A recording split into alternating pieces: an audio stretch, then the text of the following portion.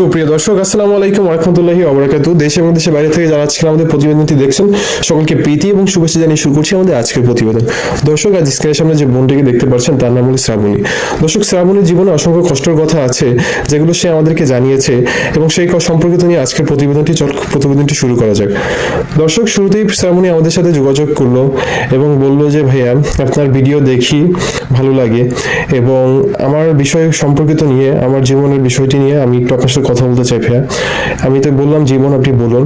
সে শুরুতেই জানালো তার মা অত্যন্ত অসুস্থ এবং সে পড়াশোনা করে এবং 10ম শ্রেণীতে এবং পড়াশোনা করতে পারছে না। এই মুহূর্তে তার পড়াশোনা বন্ধ হয়ে গিয়েছে।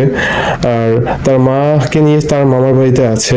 তারা আলাদা থাকতো এবং মা তাদের খরচ ব্যয় করতো। তারা দুই বোন, তার পড়াশোনার খরচ সবকিছু তার মা চাকরি করতো, এখান থেকে তাদেরকে টাকা পয়সা দিয়ে তারা এইভাবে চলছিল। কিন্তু তার মা অসুস্থ হওয়ার কারণে এবং তার মা ছোট একটি অ্যাক্সিডেন্ট করেছে, যেটা সে বললো।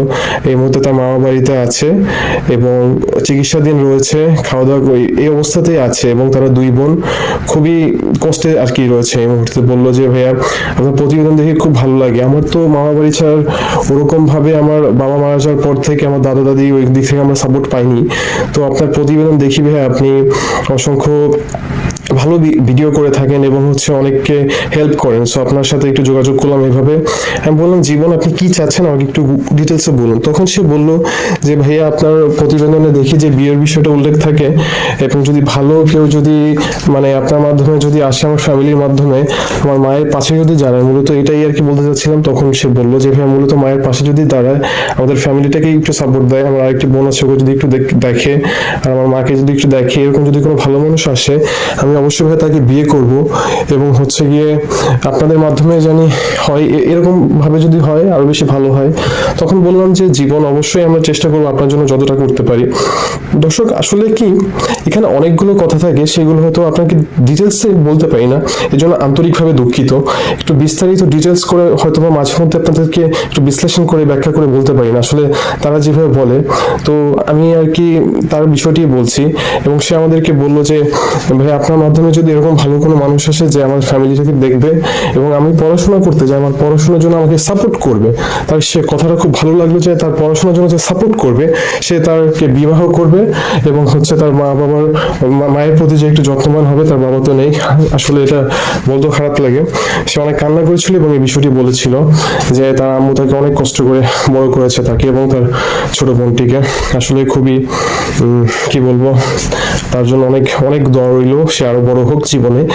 এবং দর্শক, খুবই খারাপ লাগে যখন আর কি এরকম পরিবার আমাদের সাথে যোগাযোগ করে, আর্থিকভাবে খুবই খারাপ অবস্থায় থাকে এবং তারা যখন আমাদের কিভাবে তারা আর কি তাদের জীবন বৃত্তি আর কি বলে, তখন আমি তার ফ্যামিলির একজনের সাথে কথা বললাম এবং সবকিছু শুনলাম এবং আসলেই খুব খারাপ লাগলো।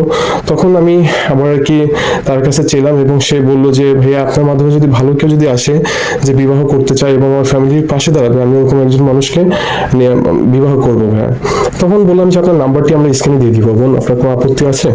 সে বললো যে না ভাই, আমার নাম্বার দেওয়া লাগবে না, আপনাদের মাধ্যমে যদি হয়ে থাকে হবে, ভালো কিছু আশা করি। অত্যন্ত ভালোভাবে কথা বলেছিল, খুবই ভালো লেগেছিল তার কথা। কিছু কিছু আমার আর কি যে স্মরণে যেটা ছিল আপনাদেরকে বলেছি আর কি। সো দর্শক, আসলে সে চাচ্ছে বিবাহ করতে, যাক খুবই ভালো বিষয়, এবং তার ফ্যামিলির পাশে যে দাঁড়াবে সে তাকেই আর কি বিবাহ করবে। আপনারা আমাদের সাথে যারা আর কি কন্ট্যাক্ট করেন, অলরেডি অনেকে টাচে আছেন, কাইন্ডলি প্লিজ একটু আপনারা কমেন্ট বক্সে আপনার বিস্তারিত ডিটেলস একটু বলবেন, যেটা অনেকেই মিস্টেক করেন আর কি, বলেন না।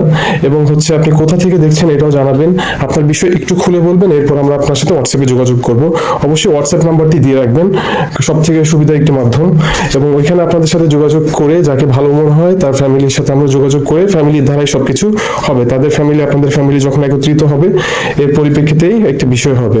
সো দর্শক, আশা করি আজকে ভিডিওটি এখানে শেষ করতে হবে, বিকজ আপনাদেরকে বিস্তারিত তার ব্যাপারে বলেছি এবং সবকিছু ইন ডিটেলস এই ভিডিওতে বলা আছে। আর দিন শেষে একটু ভালো কাজ করার চেষ্টা করবেন, 5 ওয়াক্ত নামাজ পড়বেন, যেটা সর্বদাই বলে থাকি। এবং এটি আজকের বিষয় ছিল তার সম্পর্কিত নিয়ে ভিডিওতে। এখানে ভিডিওটি শেষ করছি। সবাই ভালো থাকবেন। আসসালামু আলাইকুম ওয়া রাহমাতুল্লাহি ওয়া বারাকাতুহু।